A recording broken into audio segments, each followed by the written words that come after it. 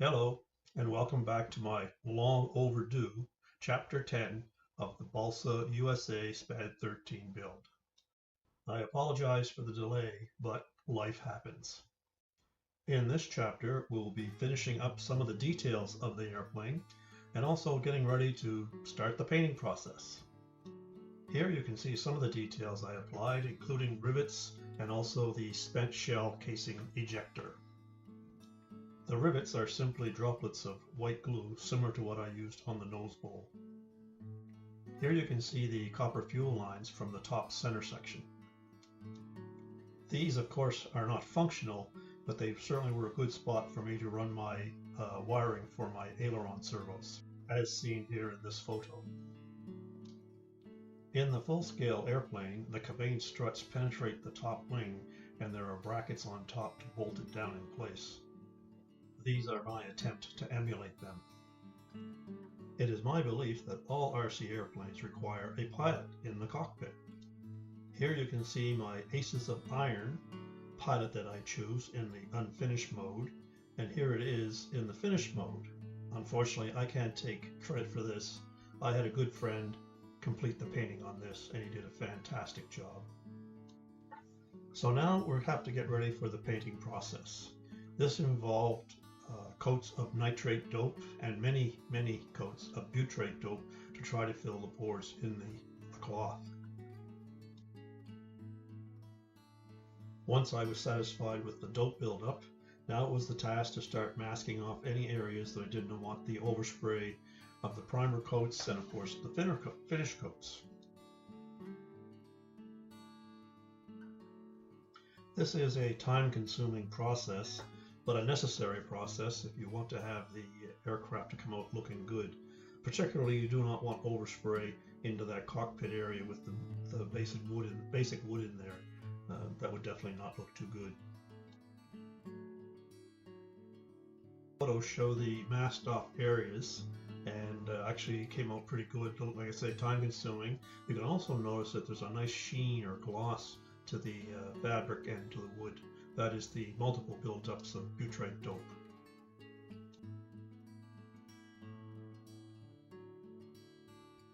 These are the ailerons that are basically ready for the primer coat, and the next photo basically shows the two center sections, the top and the bottom.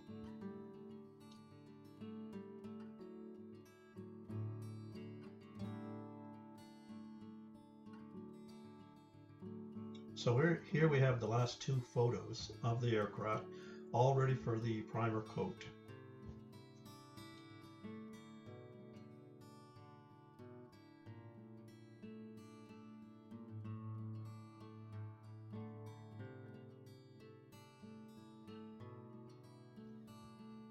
After looking at different options for primer, I opted to use the Rust-Oleum Rattle Can Gray Primer as my primer of choice.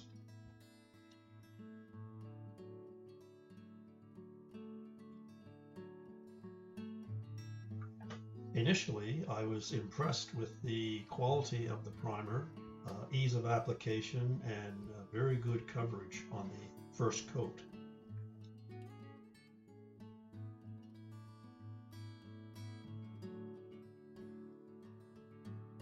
Which was very good, and I believe I used just shy of 2 cans to prime all of the components of the aircraft, including the wings, main fuselage, and the tail feathers, etc.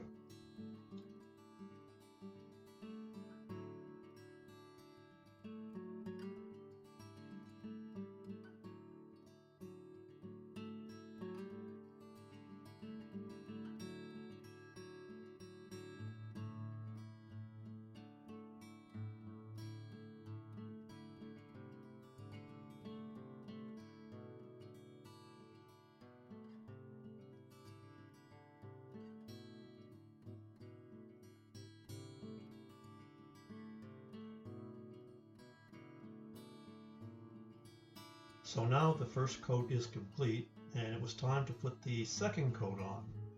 That's where we ran into some difficulties. While I was still using the same primer paint, nothing had changed in that point.